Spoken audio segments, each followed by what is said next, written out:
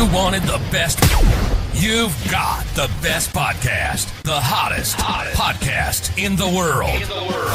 The Chris Voss Show, the preeminent podcast with guests so smart you may experience serious brain bleed. The CEOs, authors, thought leaders, visionaries, and motivators. Get ready. Strap yourself in. Keep your hands, arms, and legs inside the vehicle at all times, because you're about to go on a monster education roller coaster with your brain. Now, here's your host, Chris Voss. I'm Moses Voss here from thechrisvossshow.com. There you go, ladies and gentlemen. There are latest things that makes it official. Welcome to over 16 years as the voice of the Chris Voss Show. And 2,300 episodes, and man, are we tired. 10 to 15 new shows a week. You guys are consuming 94% of it. Now, 94% of the shows. You guys are cheating and cutting out at the end. I know what you're doing, but we appreciate the fact you binge watch the shows. You can see anything you want. Go to goodreads.com/Chris Voss, LinkedIn.com/Chris Voss, Chris Voss1 on the TikTokity, and all those crazy places on the internet.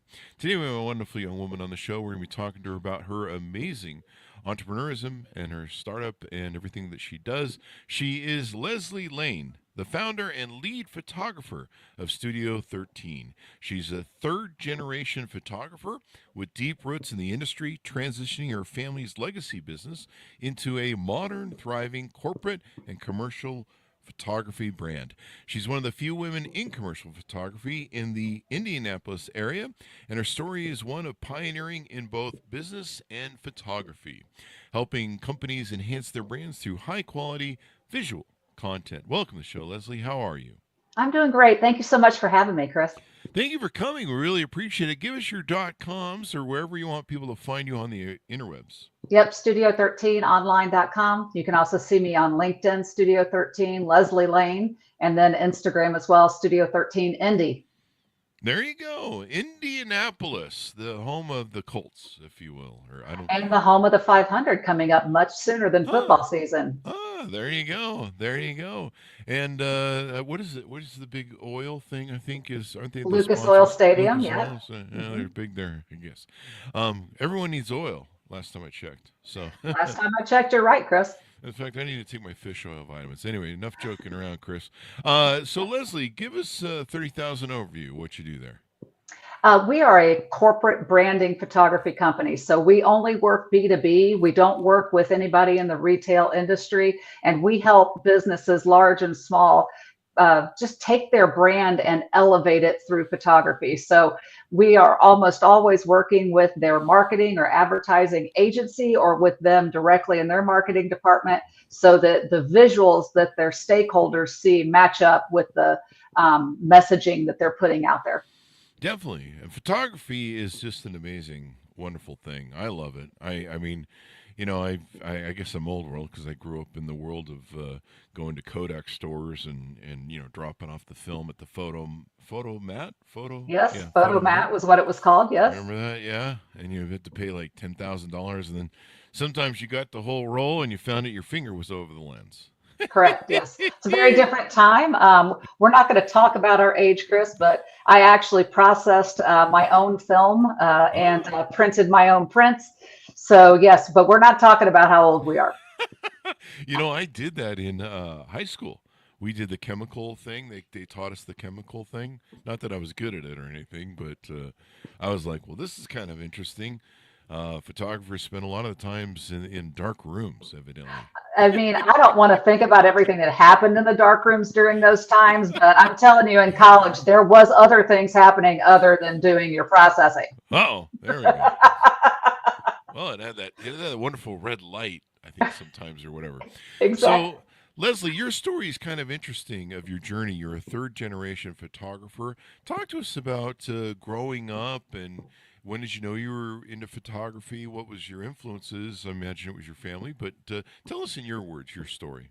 Yeah, you know, I'm not really sure I had much of a choice. I like to laugh about that now. But my grandfather was actually the first in the family because his stepfather tried to kill him with a garden hoe. And so he ran away when he was in 8th grade. And back then there were no child protective services. And so he ended up just hitching a ride with a local traveling salespeople, and photographers were part of that traveling troupe. And so they taught him how to take pictures, and he and my grandmother eventually settled in Columbus, Georgia. And then my aunts took over their business. My mother and my biological father started the first color laboratory outside of Eastman Kodak. Eastman helped them open it, but my grandparents and my parents came together to do that, a very viable, pioneering business at the time. And then my mom and dad got divorced, and we came to Indiana, and my stepfather was a commercial photographer. Neither of my brothers decided that this was the life for them. And so the pressure was on me to take over. And unfortunately, my stepfather was taken out of the business due to a health problem when I was 23. And so that's when I took over the business. At that time, we were still shooting and processing all of our own film in-house. We had 3 photographers at the time, two lab technicians, and an office manager. So that's how I came to take over the business. And it was right around the time where digital was being introduced. My stepfather knew it was coming. And especially, a lot of people don't know that back in the day, you shoot transparency film and it was getting digitized in order to print it. So we knew that this transition was coming, and it was coming fast. And so luckily, my parents were both really on board when I wanted to jump into it with both feet. There you go. The digital age. The digital age. Some of my photographs with my original, I think it was a Canon D30 or something, one of the first digital SLRs from like 2000s, early 2000s, late 1990s. They're still some of the best photographs I ever took, and I really sucked back then. Well, the sensors were very different. So I got my first digital camera in 1997, and the quality of those files was unbelievable, but everything was so slow. It's not like it is now, where you take a picture and you can view it instantly. Just a totally different pixel count and pixel orientation than those first cameras. Now, your build is transforming your parents' business model into the new sort of business models for photography and being an entrepreneur. How did you make that journey? Tell us about that path. Well, I'm going to tell you, Chris, anybody that says that being successful is a linear prospect has never run a business. Basically, I've kind of had one, I won't say misstep, one challenge after another is probably the best way to say it. My stepfather being taken out of the business, and then I went into digital, and then I got a divorce, and that caused all kinds of havoc within the business, and then starting all over again.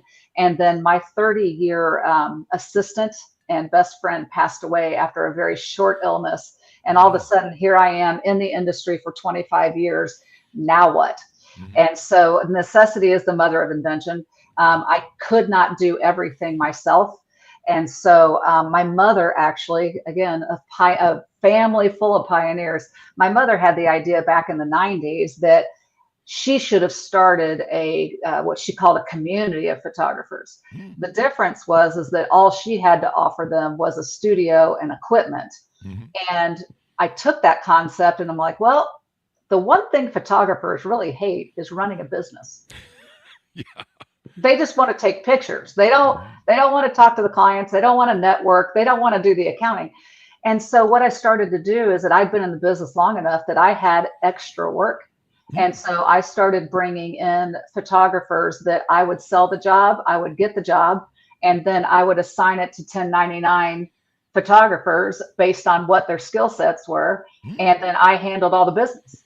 And so I started that about 3 years ago. Then I brought on a administrator as a 1099 employee, a social media person as a 1099, and now just a salesperson in January.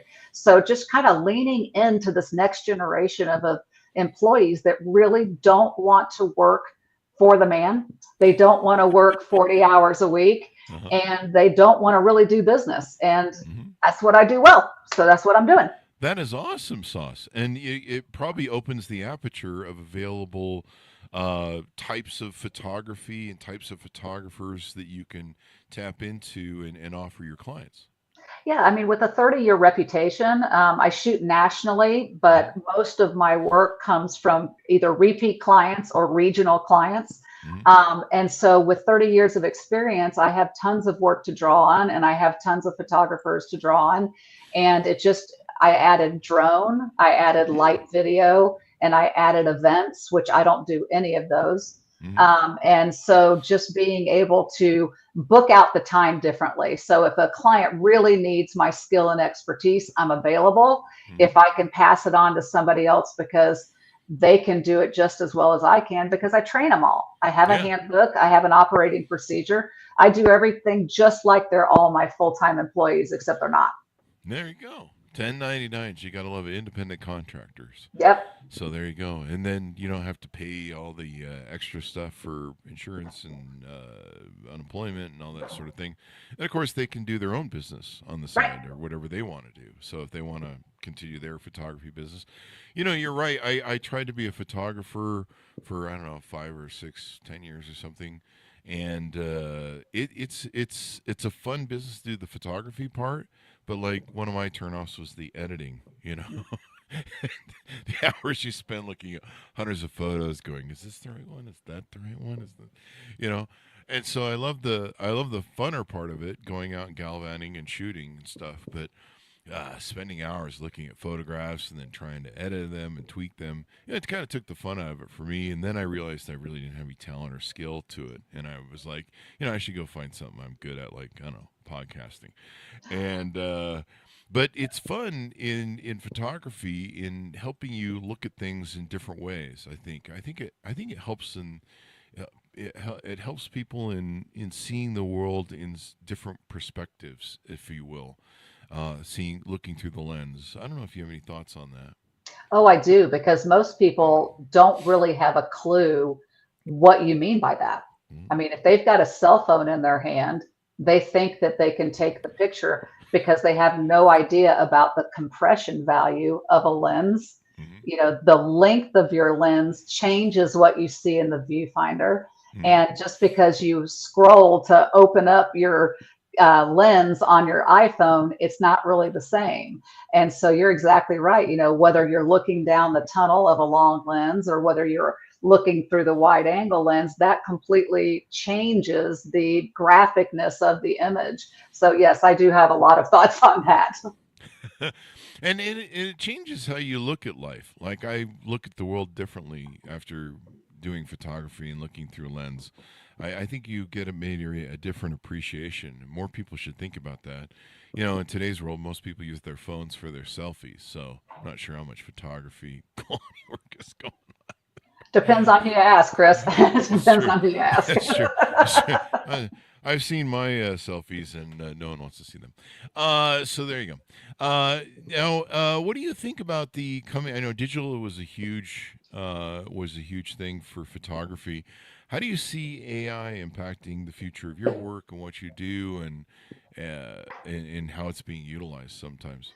Well, luckily, I've been through enough disruptions in my life between, 9/11 completely turned business around, Wow. the digital age completely turned it around. So luckily, I'm going into this AI thing with pretty wide open expectations. I'm not Hmm. afraid of it. Hopefully, that doesn't bite me in the rear end to not be afraid of it. But I really feel like this is an opportunity that already I'm seeing. I mean, many people don't know that Photoshop's been using AI for 10 years. I mean, we've Yeah. been able to make major changes in Photoshop through the click of a mouse for 10 years. Hmm. But what I'm seeing now is that it's going to be the differentiator that Hmm. anybody that doesn't know how to use it either as a tool to be more effective at their processing, to get Hmm. it done faster, meet deadlines faster, or maybe to come up with a new look or style that their clients may want them to do. Anybody that's digging their heels in at AI is probably going to be weeded out, just like they were with digital. If you Hmm. did not change to digital, you're gone within 10 years. So I definitely think that we need to lean into this as an industry and see where it takes us. It is not the devil. It is absolutely not. There's too many effective uses for it. Hmm. So I'm excited to see where it takes us. I am too. I think I am. Let's put it that way whenever we discuss AI, because We were talking last night about the Boston Dynamic dogs and how every time I see those videos of the dogs running around doing robot stuff, that I hear the sound of Terminator 2 music from the Yeah, I'm movie. not looking forward to the uprising of AI, but I am looking forward to how it is going to impact my industry. Yeah. I'm not looking forward to when the AI looks at my photos and goes, "You really suck at photography, Chris. You should just quit this business." And I'm like, "I did." But a funny thing is AI has brought me back to photography and wanting to edit. So I have all these hundreds of thousands of old photos that I took, and a lot of times back in the day I just go day shooting, but you shoot all these photos and you pack them away. Like one of my friends, he does the same thing. He can go to an event and blast out 10 to 20 photos, but it can take 4 years for him to get back to editing those photos because he has so many photos and he does so much work. But the like Topaz AI, I'm not smart enough. I need to go to college to learn how to use Photoshop. I'm not that smart. So simple AI programs like Topaz AI and stuff like that I've been using lately, and they really helped, especially some of my really old photos from the early digital days that maybe the low resolution, and they've got ways you can upscale and save old Yeah. photos. And so that's really made a difference. It's made me want to edit my old photos, and I don't know if I'll get back into photography much, but Well, it. and that is a great tool. I've used Mhm. Topaz AI. I see it. I just upgraded all of my camera equipment in the last 3 weeks. And when I used Topaz AI, it was because the camera had slipped focus. Ah, And so it was focused slightly behind my subjects instead of mhm, on. And I needed to bring that focus into clarity. mhm. And so Topaz AI helped me do that. Yeah. The newest Photoshop 2025 is an amazing product. Mm, Part of the things as a corporate photographer that I do, there's a level of consistency that I must achieve. mm. Well, I am human. I'm not perfect. So you set up a group of headshots that's supposed to match the ones you did 5 years ago. And oh my gosh, the background is 3 shades lighter than it was 5 years ago. And the Mm. new Photoshop allows me to select that and make a change Wow. in seconds. I mean, I can even set it up as an action, select subject, inverse, change background color, save and close, and it's done before I can even think about it. And that's what I mean about AI. Right now, the tools that are coming out, you got a plug in the wall. You just hit remove and it's gone. And that's Wow. all in Photoshop. Wow. Well, there you go. I mean, the world's advancing and doing, because we don't want to lose great photographers. I mean, photographers. I subscribe to, I think, different things. I think it's the New York Times, or maybe it's the Washington Post. Somebody sends me the World in Pictures, and photographers around the world take some of the most amazing pictures. They capture the most amazing moments, and I'm not really sure that just any teenager on Instagram is doing that. Sorry, teenagers. But No, they're really not. But I tell you what I'm seeing, and I don't know if this is the way it's going to be for the long term, mhm, is that people are kind of pushing back against AI. yeah, Especially, I work with a lot of doctors and lawyers and environmental firms and engineering firms, and they feel like that they need a level of transparency in their photography. That they want people to know it's real. They want them to know this is the actual site that is being photographed. It's not a rendering. Some of the mhm, product photography is actually getting returned by the retailers because they tried to use AI on the uh, packaging. And so this truth in advertising, it's going to be interesting to see how reality and AI blend together to come to our new normal because we're not there yet. It yeah. always has to go it always has to go to the far extreme before we come back to where we're going to stay. Yeah, I noticed one of the things you do on your website is you guys do portrait, or if people who want like a photography they can use maybe for business or maybe their website or something like that, and for headshots. That's the term I'm looking for. You can schedule headshots and things like that. We're seeing in the dating markets. I run huge dating.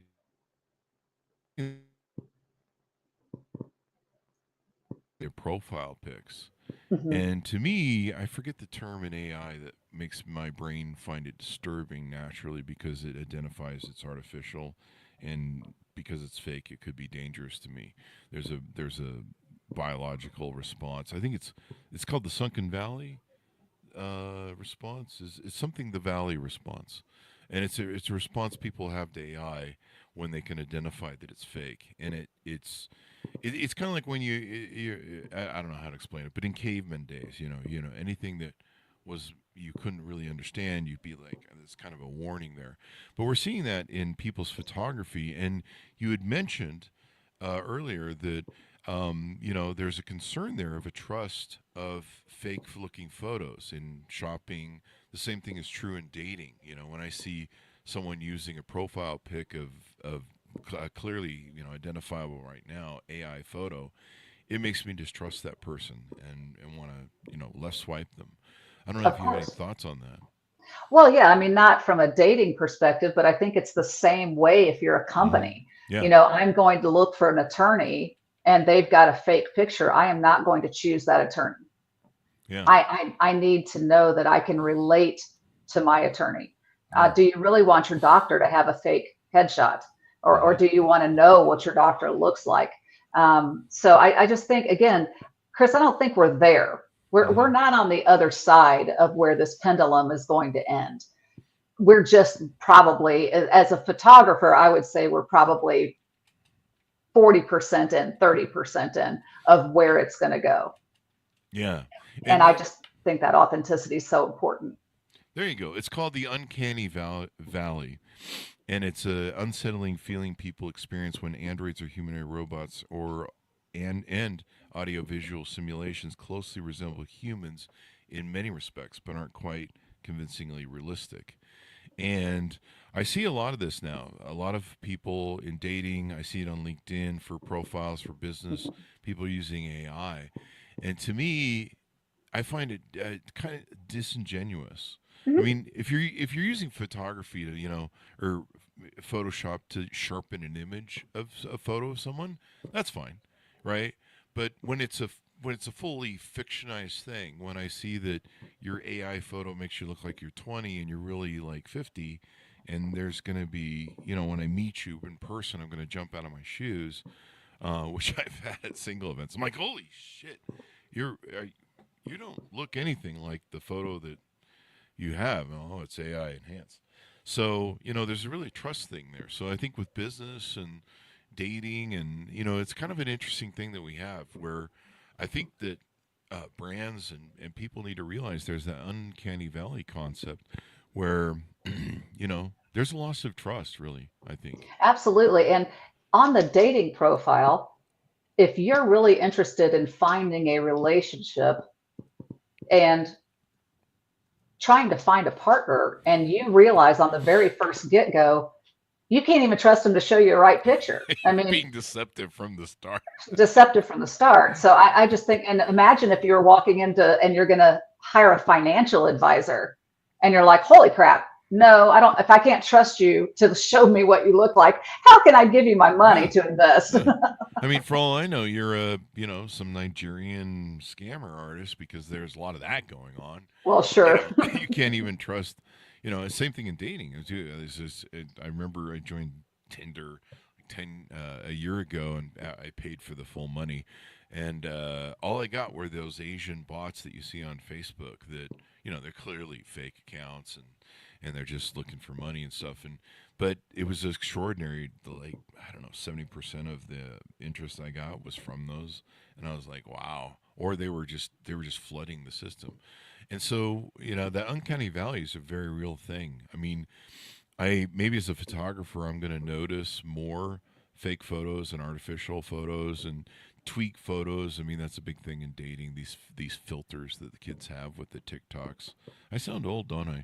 These We're not going damn to comment on kids. that. I told you, we're not going to comment on that. I'm just forever Clint Eastwood. Get off my lawn. That's it. There you go. So now you're a certified woman-owned business, one of the few in commercial photography in the Indianapolis area. How has that been? Has that impacted you? And what are some of the challenges you've run into doing that? Sure. I've been certified for about 6 years now, and it has allowed me some work within the municipalities Hmm. uh, and large companies that are global companies. and then state universities. Mhm. That's all been a way to get me in the door because they all have a diversified spend, that Mhm. they have a certain percentage.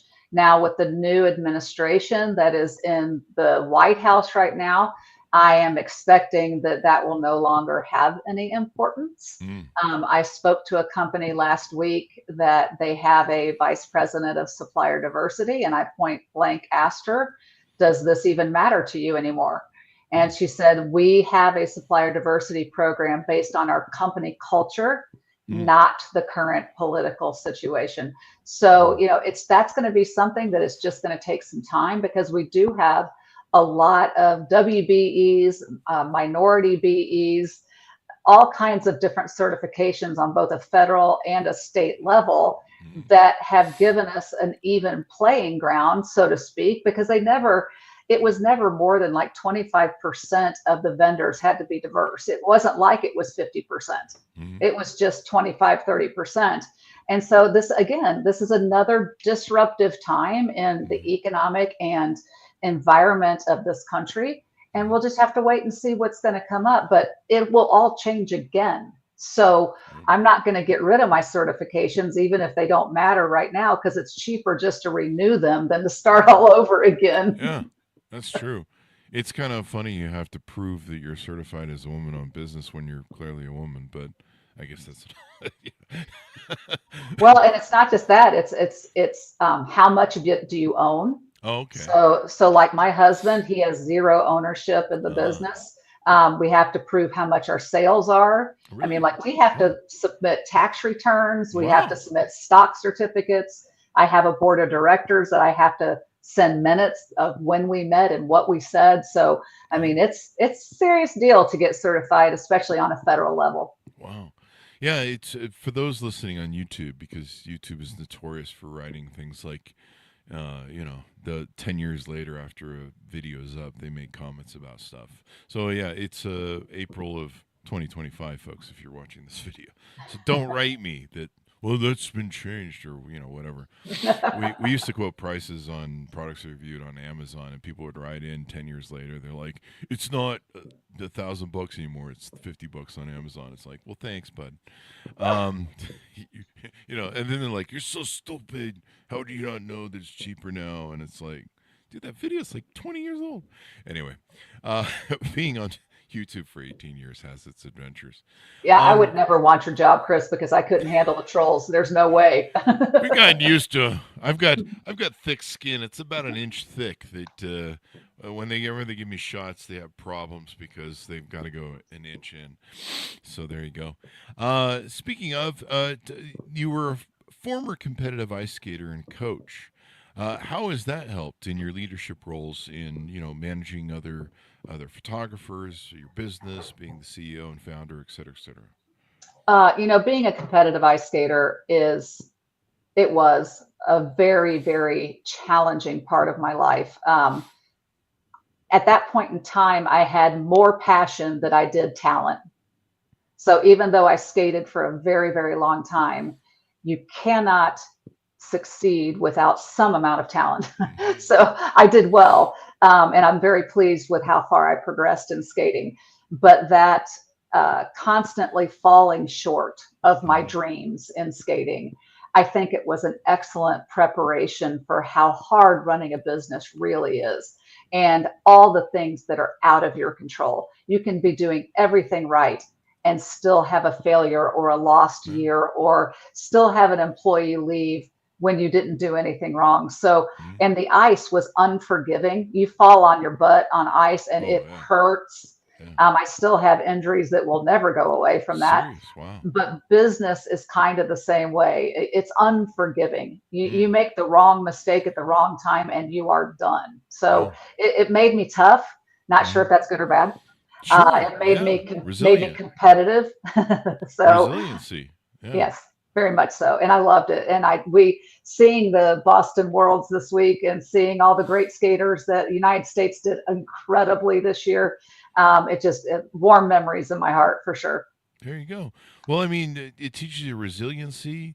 Like you said, I mean, when you fall down on the job of being a competitive ice skater, you hit the ice. It's painful. It's not fun, and you're gonna fall down probably a lot because well, you're on ice, eh?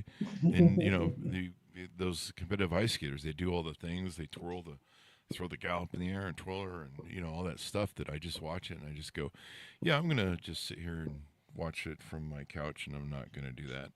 Well, and Uh, just imagine how many times that they throw her in the air and twirl oh, her and he doesn't catch her. doesn't get you. Oh no, that's good. You definitely want to stay friends with your fellow competitive ice skating partner, I guess. Yes, you do. Yes, because I did not stay friends with one of mine and I ended up slammed into the side of a board. So, yeah, you do want to stay friends. Wow. That's for sure. Well, note to It's no self. different than a marriage, Chris. Can you imagine marrying your ice skating partner? That sounds like some married folks I know. Uh, I do some gaming, and I was talking to my gaming friends because I was hearing some of the conversations they were having with spouses over the comms the other day, and I was like, you know, people always wonder why Chris Voss has been single all of his life, and anytime I get kind of lonely, and I'm like, you know, I should settle down and quit being a playboy, and then I talk to my married friends, and I go, oh yeah, I'm okay. I'm gonna be fine. Uh, you hear the banter that goes on sometimes with married couples, and you're like, I see why the two of you are made for each other, and there's no one else as weird as you two. So you know that sort of thing. Some people are that way. Some people are that way. You meet them as a couple, and you're just like, you two were made for each other. Good way to go. You found each other because there's nobody as weird as I haven't determined if they were both weird and they got together or if they just grew to be even more weird as their marriage went on. So I don't know. Well, you can ask the same thing about people and their dogs. How come people look like their dogs, Chris? I don't know, but I probably look like a husky because I'm covered in hair half the time. I think I'm drinking some of my coffee right now. So, yeah, there you go. I probably look like a wolf who's lost her. I think if huskies have a homeless look, that's probably my look. So there you go. Hilarious. So Hilarious. if I'm a photographer out there in the wild, uh, is there a perspective to join your organization? Well, first of all, we're just regional right now. Hmm. So, but what I do is I've had opportunities where I need to shoot nationwide, and obviously I can't do that. Hmm. So, what I mean, I can, but when they have a deadline Yeah. that I have to meet. And so it is not unusual that I will look into other markets to find a photographer to subcontract out to. So if there's somebody out there that would like to be considered in my pool of freelancers, Hmm. normally if I'm going to be sent somewhere, it's going to be East Coast, West Coast, Texas, like Hmm. because most of the other places my team can handle up to about 5 hours away from Oh. Indiana. So I would love to receive portfolios. There's a contact me page on my website. You Hmm. are welcome to send that to me. But I book people as the opportunities arise to me. Hmm. So, and I book myself first, and then everybody else gets booked after I've met the kind of quota I want to make. There you go. Because obviously, when I shoot myself, the photography is the most profitable than if I send somebody else out on the job. So, profit first. There you go. Drone photography is a big thing. Tell us about some of the things that you offer on your website to clients, prospective clients that are out there listening. You know, this goes out to LinkedIn as well. Tell us about some of the variations of stuff that you offer, or maybe a list of them, and how people can reach out to you to onboard with you and find out more about working together with you. Sure. So we added drone and video work 2 years ago to our menu of work because I shoot a lot of architectural photography. So I go out and I shoot interiors and exteriors of buildings all over the country. That's something I travel extensively. And many times they want drone work to go with it. Hmm. And they also want a walkthrough tour of the building that I'm photographing. So that was an extremely easy add-on to our services because they go hand in hand. And most of the time, if there's a drone job, I'm on it. So I'll do the stills and then my drone guy will do the drone and video for me. We also do product photography. used to do a lot of this, Chris. And then Amazon has studios all over the country, and they started pulling in most of that product photography. But over the past 2 or 3 years, I'm really seeing an influx of um, people that want to retain their own copyright to their images rather than letting Amazon have those rights. Oh. And so I have myself and one other product photographer that we will shoot products of varying sizes. So that's been a wonderful increase. Industrial and manufacturing.